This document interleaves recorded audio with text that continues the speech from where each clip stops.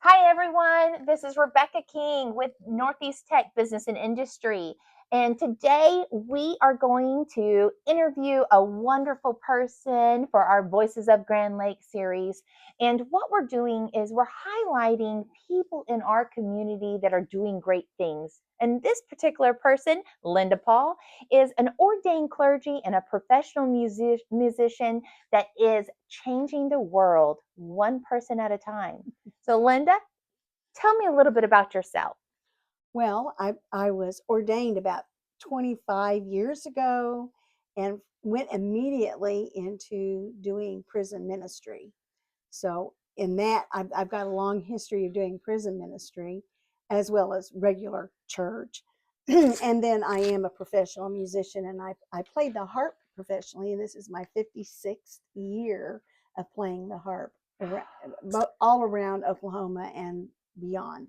Now, I've seen you play at the Regatta. Beautiful work. Well, Love it. thank you. Thank Yes. you. I'm at Cherokee Yacht Club now. You are. Ooh, I heard that they did some renovating over there. Is it? They did. They did. And it's a wonderful experience for the diners. Good. Okay, Linda. So you mentioned something about doing work in the prisons. Tell us a little bit about that. Well, when I started there, I was doing every week in the prison.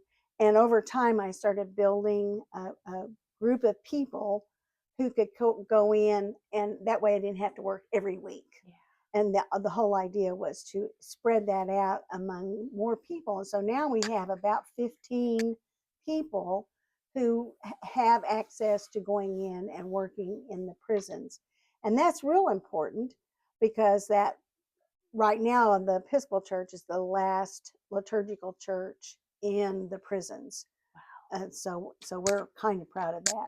But the other part of it is that I teach. And about 12 years ago, I started teaching a course called Shelter from the Storm, and it's about sexual abuse recovery. 85% of all women in prison have been sexually abused, and 75% of all men in prison have been sexually abused, all before the age of 14. So, a lot of what we're seeing in prison are people who have been traumatized by sexual abuse at a very early age. And then they go through life just acting out from their hurt and their pain. And they never really get beyond it. And they're into self medicating, doing drugs and alcohol. And, but they really don't know how to unravel that yarn. They don't know how to take that onion and peel it to find out where this all begins. And consequently, they have a high dropout rate, they have a high rate of diseases, and a lot of times they die much earlier. People who've been in prison, they become institutionalized. So when they get out, if they haven't been trained on how to re-engage in the world, they they've been told what to do, when to get up, how to work, how to be for so many years that they don't know how to work in a regular environment. So it's a lot of stuff that's happening there, but really trying to help people understand where they got this awful thing that has just multiplied all of their agony and their trauma over a period of time. And it's not easy to do. There's nothing for the men right now. About the only thing that we have for men is a couple of other courses that are taught by like MRT, which is now I'm going to say moral recognition therapy is the name of that course, and that is helpful. But the Shelter from the Storm is a book that's written by two psychologists to help women overcome being abused. And it was written to be done in churches, but we've used it in prison, and it's really effective because women who really don't want to be in prison, they really want to do things differently. And at least in this course, we give them a toolbox of all kinds of skills that they didn't have when they walked into the class. Wow. Wow. And trauma is tricky. It's nobody teaches you how to deal with that And definitely, if you are can't afford a psychologist, if you can't afford counseling, nobody teaches you that talking about trauma or dealing with trauma, and also that you're a victim, right? We don't want to be seen as a victim. And I bet you that's hard to talk to some of those tough people that are in prison trying to get through everything. Well, I will say this the goal of the class is to move you from victim to survivor to thriver. So Love we that. don't let you stay in victim status. Now, there are those people who like being victims. Oh, wow. And if you're not ready to move to survivor, you're going to always be a victim. So, what we're trying to do is move people from the victim status to survivor. And once they wrap their mind around, okay, I survived this, Yeah. these are my triggers, Oh, yeah. this is the tools I use whenever I have these triggers, and then become a thriver. So when you get out of prison, you're not going to go back to No. those old ways. And the problem we have is that people tend to go back to what they know. Yeah. So if what they know is how to sell drugs, that's what they're going to do. Yeah.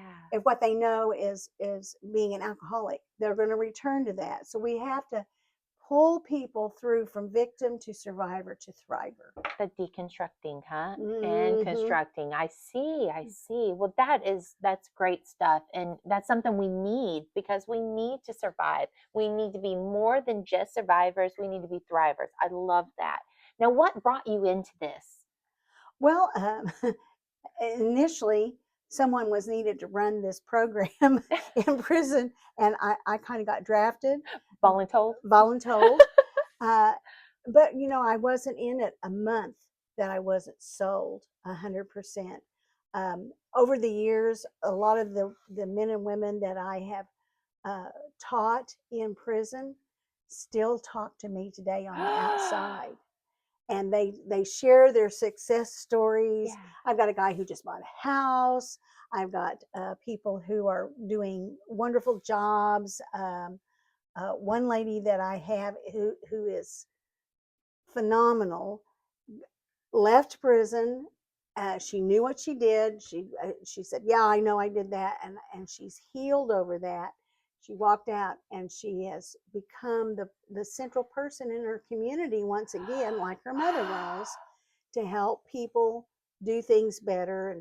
And so it's really important that these people have someone to talk to when they get out, and I'm always glad they pick me, but also to be able to share their stories. Yeah. And I think a big problem we have right now, because of where I am in other ministries that I serve, is we've forgotten how to talk to each other. Mm. We're really big on making up our response while the other person is talking, and we're not even listening. Yeah.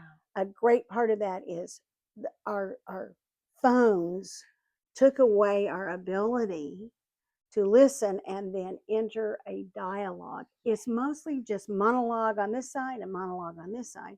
And I think that is something that feeds into a lot of the trauma, because we've got the first generation that knew nothing except their phone. And so they really don't know how to have those kinds of conversations or those kinds of relationships. And from what I know of trauma, it's generations of not being able to communicate that. Absolutely. Ah, Yeah. and so The generational trauma, I know some psychologists that say it actually resides on the DNA. After you've got the fifth generation of abuse and domestic violence and all those things, people are born with that as a part of their DNA. We, people learn what they live. That's true. So there's always that nurture nature thing going on. yeah. But I kind of also think that some of that is kind of through the birthing process. That DNA comes up, and it's really hard for people to overcome when they know that their grandmother Yeah. was beaten by their grandfather who sexually abused them. Yeah. It, Yeah. it's so interlinked, Yeah. it makes it very difficult. You have to really start peeling that stuff apart. Yes. and give them the tools on Mm, how to communicate and how to deal with that. And those triggers, yeah, and to identify those triggers absolutely. that cause them to spiral out of control. Yeah. Absolutely. And those triggers happen and they don't know they're reacting to the trigger until they're deep in it. Yeah. So being responsive, one of the first things I teach is stop, assess, and execute a new plan of action because that old plan of action isn't working for you. As comfortable as it feels. Yeah. Huh. Yeah. Wow. Wow. So it's real important that we work with people to give them more tools to be in society because people who've been to college have a different set of societal standards than people who dropped out when they were in eighth grade. Yeah. I could see that. Mm-hmm. And I'm sure the frontal cortex does not help either, you know. I'm a high school dropout, but I have come a long way in my life Mm-hmm. and now getting my doctorate. Passed my exams, by the way. Yeah. Thank you. Yay. And it's hard, you know. I've had to learn how to be a productive citizen in our Mm-hmm. community, and that that's a challenge, and not everybody has that opportunity to grow through school and work and Well, life. I'm a first generation college graduate. Same. Okay. Hmm. And and when you go to college, there's so much that you don't understand. Yes. And you don't have anybody taking your hand and showing you things. And so you're constantly feeling like you're making mistakes. Oh Yes. my gosh, I stumbled into that. How did I said that and now they're, not liking me or whatever. But it takes time. And I'm 50 years past all that, but even today, I find that I'm a first generation that went to college, and even though I have a master's, Hmm. I still I'm still learning how to catch up. My kids who had me as an example and they went to school and college, they have a totally different view of the world. Wow. So Yeah. there's a lot of that we have to accommodate, and especially in prison, kind Uh, of dragging us back there, yeah. that when people in prison as a general rule, have an eighth grade education. Yeah. That's all they have. They've learned to drop out and go away and not be with people because they don't count. Yeah. In most of the school systems we have, they don't count. The Yeah. ones who excel, those are the ones that are propelled on. And even those who maybe are first generation, they're given support. Yeah, let's Yeah. get you to college. Let's get you to Hmm. college. But these other kids, they just they're just expendable. Just Wow. throw them away, and we've got to stop that. Yeah. We really do because we're missing the Mozarts among the house trailers. Oh, I love that. So it sounds to me like you're working with several generations there. Oh, wow. So even though we're all so different, whether we're boomers, millennials, or Gen Zers, we're also different, but are you seeing they're all the commonalities of everything? Yes, and the one time that I had this happen, I just about flipped. I walked out of prison through, past the gate and went, "Oh no!" I had the grandmother, the mother, the daughter, and the granddaughter Oh, at one facility at the same time. oh, And the grandmother came to me and said, "I don't want my granddaughter to have to go through this. I want you to help her." And she was oh. 18 and just coming into to prison. And then the daughter and the mother, and it's like, you have to decide that you're not going to do this anymore. It Just stops with you. it stops with Mhm. you, Yeah, and you have to say this is it. yeah. But the big problem that I see for a lot of people in prison, well, so and so did it, Mhm. or I'm going to do it till I get caught. And that is not how we need to run our society. Oh my. Yeah. Wow. And So what prisons have you visited around here? Well, I've done Eddie Warrior and Just Done, which are down outside of Muskogee and Taft. Okay. And then I've been to Oklahoma State Penitentiary in McAllister. Oh, yes. And then for 3 years, I went down to Jimmy Hamilton, way down in southeast Oklahoma, almost to Yeah. Idabel.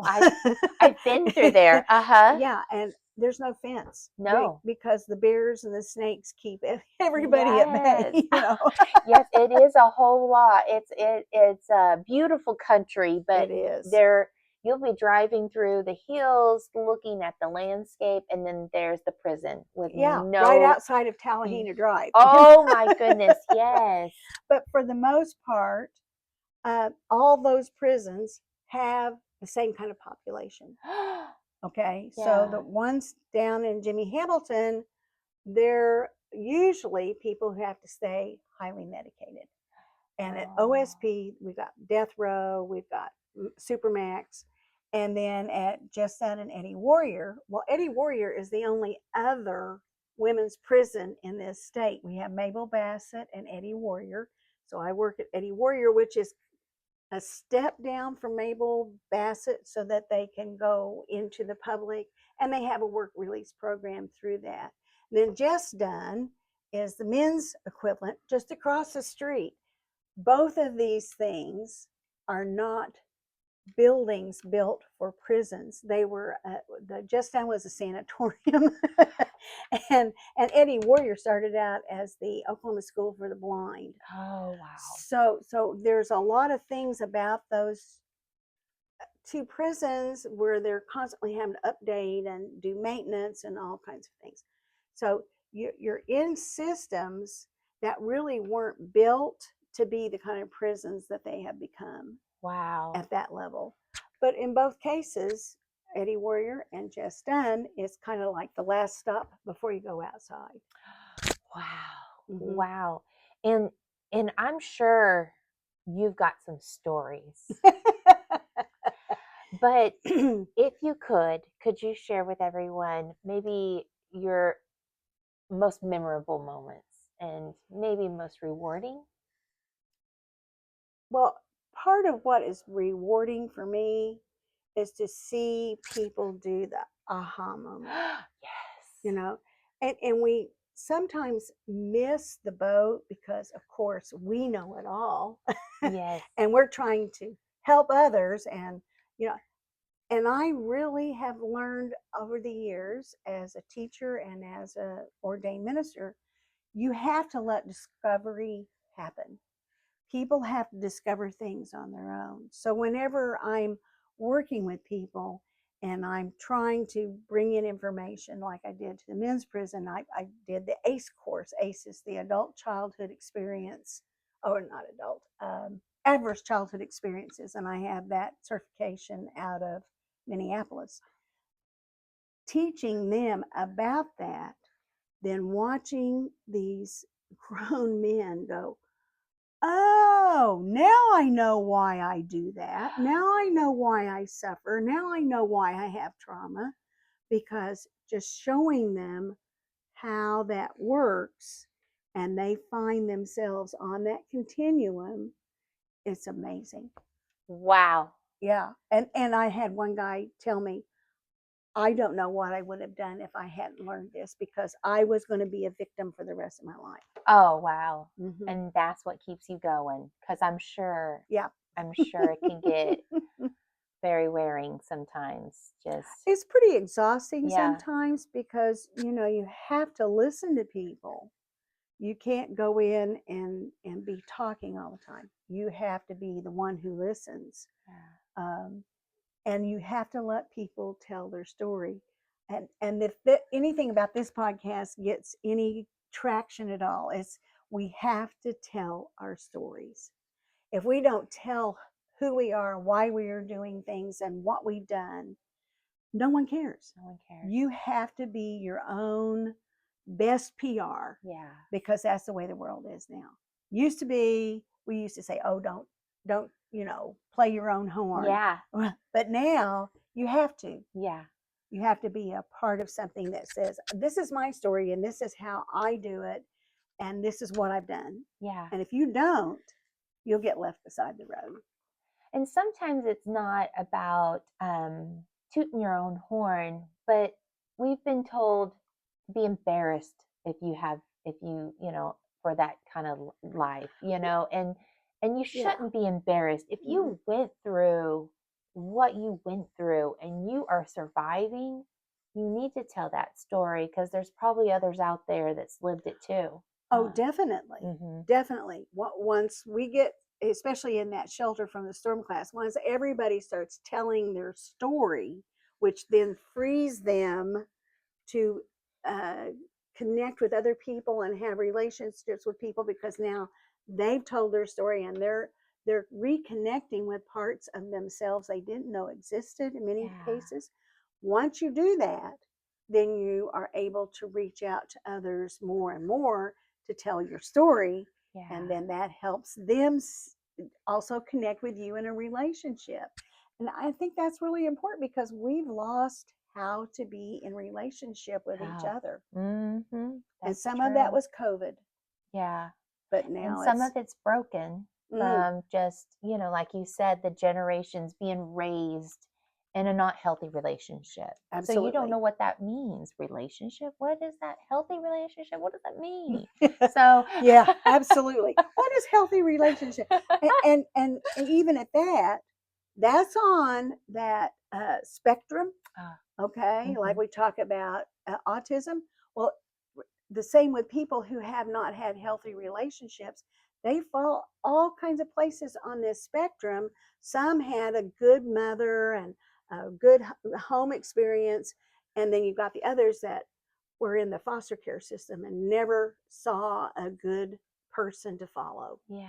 So you have all of that in between, and it takes certain people along the way telling their stories in order for people to find themselves in that story.